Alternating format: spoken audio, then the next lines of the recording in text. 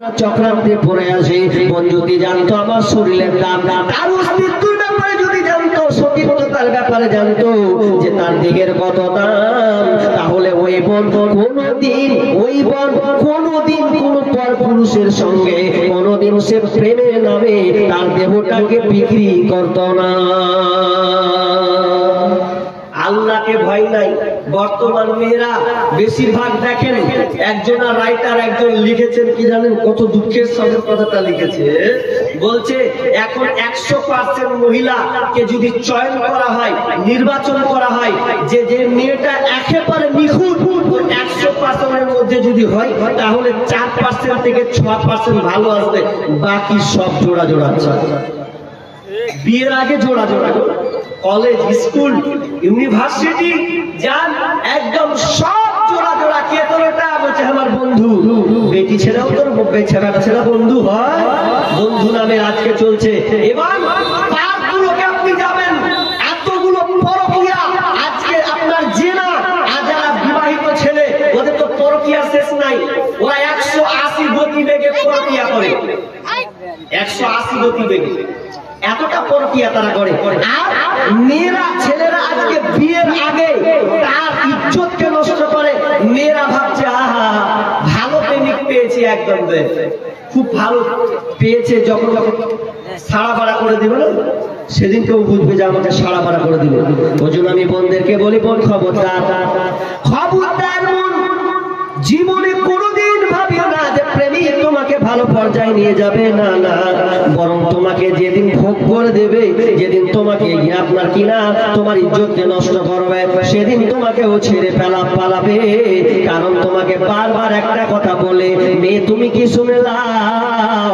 বিশ্বনবী বলছেন আলমারাতু আওরাতুন, মেয়ে হচ্ছে ঢেকে রাখার বস্তু, ওকে ঢেকে রাখতে হয়।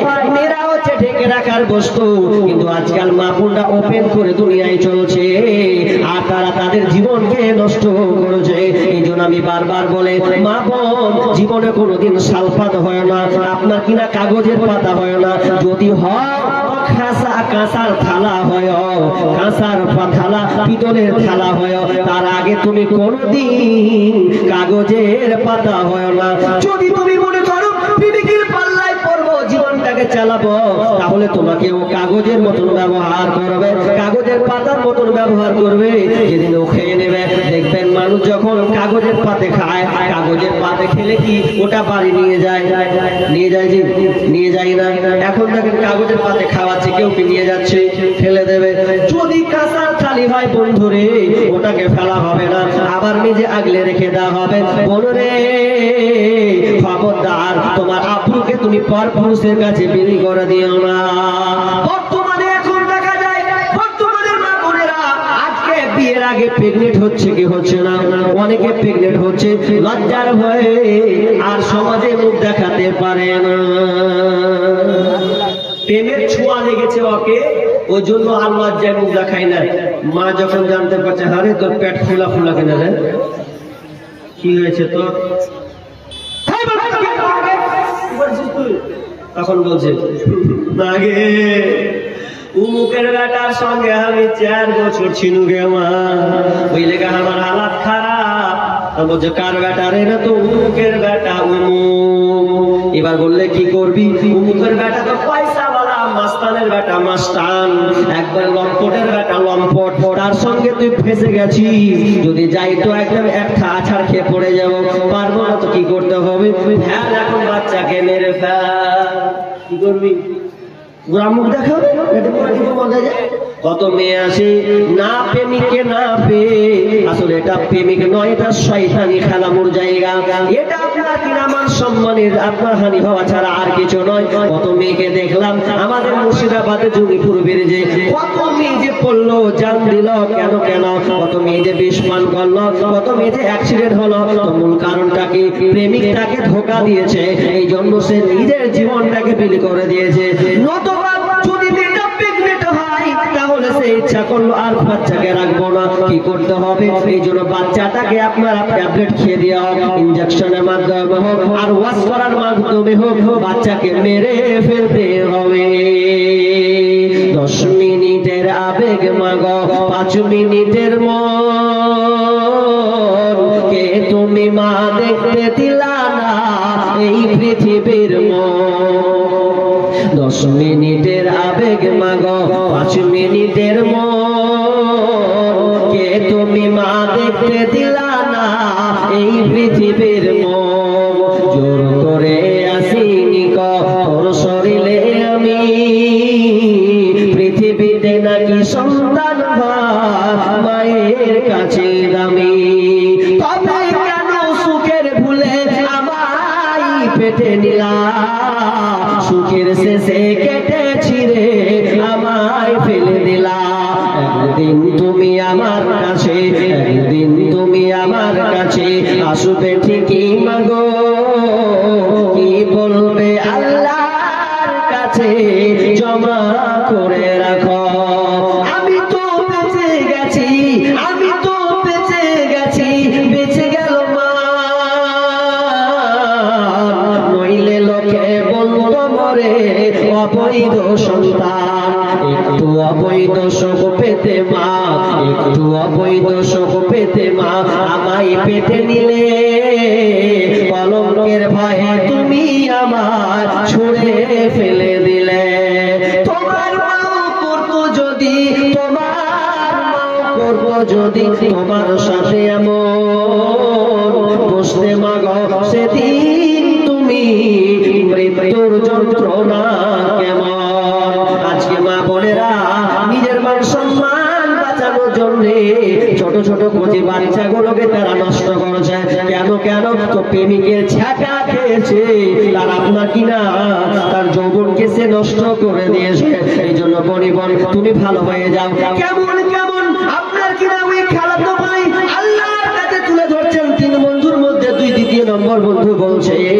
আল্লাহ আমার খালাতো বোনকে আমার খুব চাহিদা ছিল আমার খালাতো বোন রাজি হলো না আমি চেষ্টা করতেই থাকলাম একদিন এমন একটা সময় এলো দুর্ভিক্ষর সময় খাবারের অভাব চলছে খাবার নাই সেই আমার খালাতো বোন সুন্দরী মহিলা সে আমার কাছে এসে বলছে ভাই রে তোর কাছে আমি কিছু খাবার চাই তুই কি আমাকে খাবার দিয়ে সাহায্য করবে তুই কি আমাকে কিছু টাকা দিয়ে সাহায্য করবে এবার ওই খালাতো বোন বলছে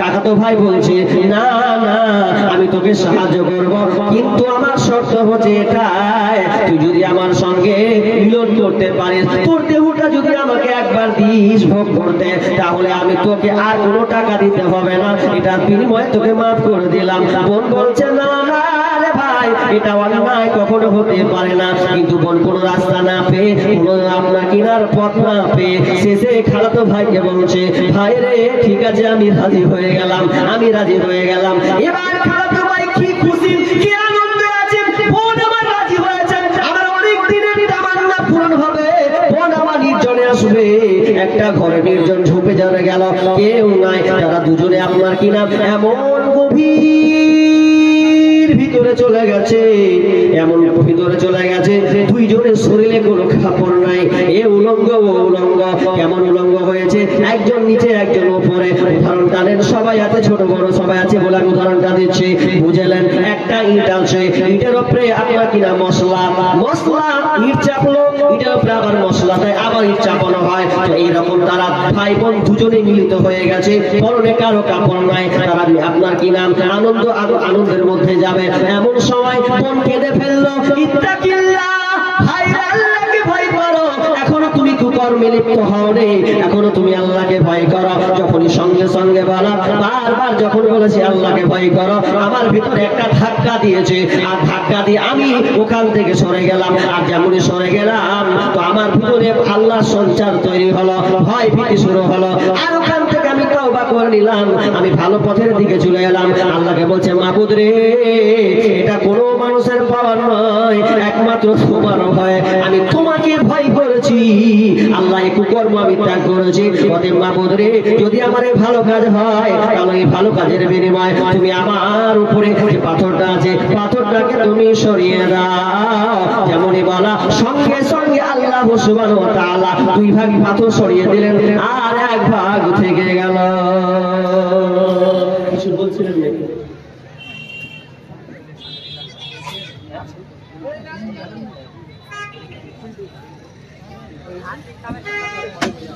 ও আচ্ছা আচ্ছা আচ্ছা, তো টাইমটা বলো, টাইমটা বলো তাহলে আমি দেখব।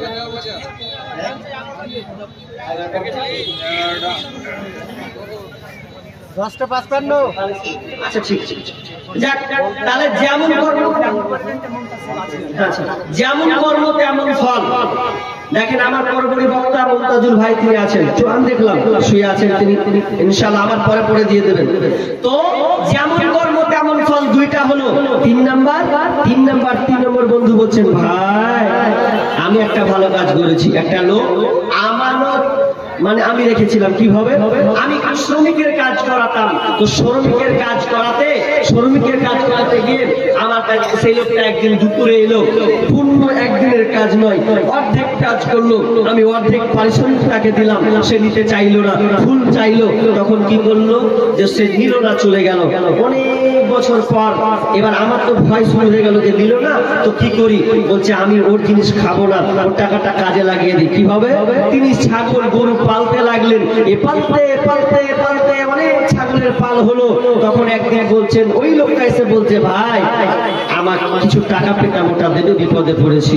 বলছে, ভাই ওটা তোমার টাকা, তুমি যে পাওনা চাইতে এসেছো ওটা আছে, দেখো তোমার কত দিন হয়ে গেছে, এই যে তোমার পালগুলো দেখছো এগুলো আমার নয়, এগুলো তোমার টাকার পাল, তুমি এগুলোকে নিয়ে চলে যাও। লোকটা কি গেল, শেষ মুহূর্তে সব জিনিসকে নিয়ে চলে গেল। নিয়ে যাওয়ার পর এবার সে আল্লাহকে বলছে, মাবুদ রে, যদি তোমার এটা ভয় করে, আমি আমার রক্ষা করেছি, একমাত্র তোমার ভয়ে এ ভালো কাজ করেছি, এর বিনিময়ে তুমি আল্লাহ পূর্ণ পাথরকে সরিয়ে দাও। সঙ্গে সঙ্গে ওখান থেকে পুরো পাথর সরে গেল। ভালো কাজ করলে, বিপদে পড়লে আল্লাহ আপনাকে ওই কাজে, যদি বিপদে পড়েন আর কোনো ভালো কাজ যদি আল্লাহকে পেশ করেন, তাহলে আল্লাহ আপনাকে বাঁচাবে, উদ্ধার করবে। এবার বলেন, আপনি 24 ঘন্টাতে কটা ভালো কাজ করেছেন? কটা করেছেন? খালি বলেন, থাপ্পড় মারা, ওই গ্যাল দেওয়া, চিমটি কাটা, কত কি ওগুলোই ভাসবে আপনার চোখের সামনে।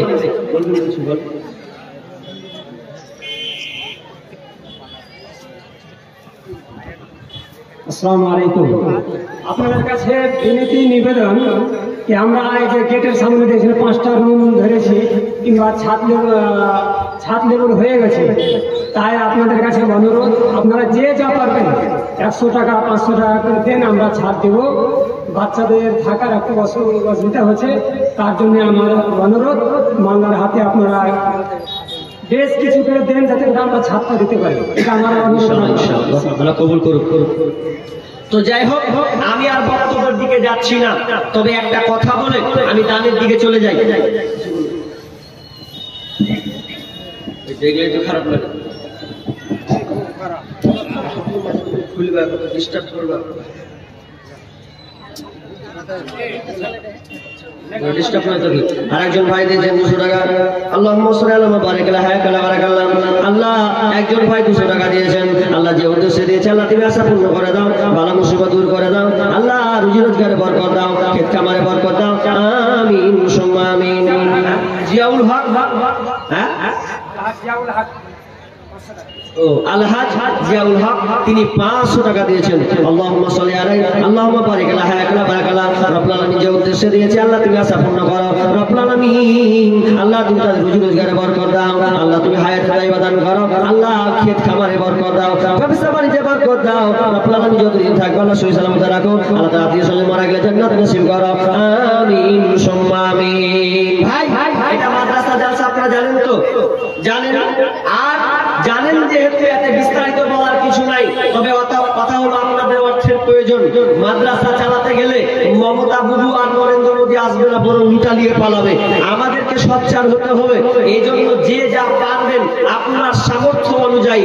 আমি বলছি না যে আপনি সব কিছু ঢেলে দেন, আপনার ভাবনা চিন্তাটা একটু আলাদা, এই জন্য একটা আপনাকে আলাদা করে বলতে হয়। কিন্তু সাহাবীদের জীবনের চরিত্র যদি হতো, তাহলে আমাকে এতটা গভীর ভাবে বলার প্রয়োজন ছিল না।